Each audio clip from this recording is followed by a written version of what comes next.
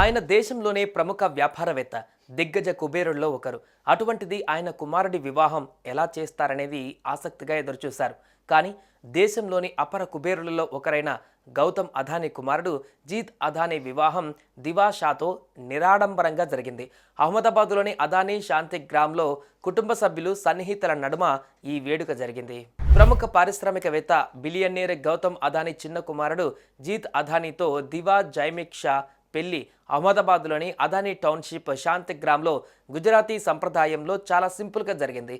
పెళ్లి తర్వాత మొదటిసారి భార్యతో ఉన్న ఫోటోలను తన ఎక్స్ ఖాతాలో షేర్ చేశారు. ఇవి నెట్టింట్లో వైరల్ అవుతున్నాయి. నెటిజన్లు పెద్ద ఎత్తున శుభాకాంక్షలు చెబుతున్నారు.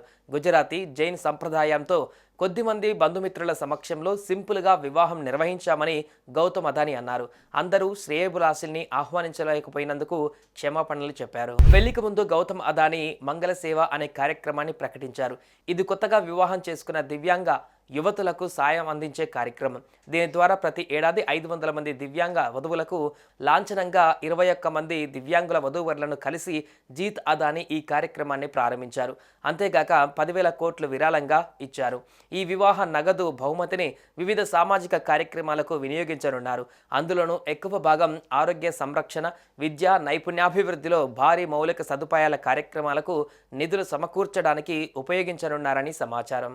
మహాకుంభమేళకు గత నెలలో వెళ్లిన సమయంలోనే ఫిబ్రవరి 7న జీత్ అదానీ దీవా పెళ్లి జరుగుతుందని సింపుల్గా నిర్వహిస్తామని గౌతమ్ అదానీ చెప్పారు. సెలబ్రిటీలను ఆహ్వానించి అంగరంగ వైభవంగా చేస్తారన్న ఊహాగానాలకు దీంతో తెరపడింది. చెప్పినట్లుగానే నిరాడంబరంగానే వివాహం జరిపించినట్లుగా తెలుస్తోంది.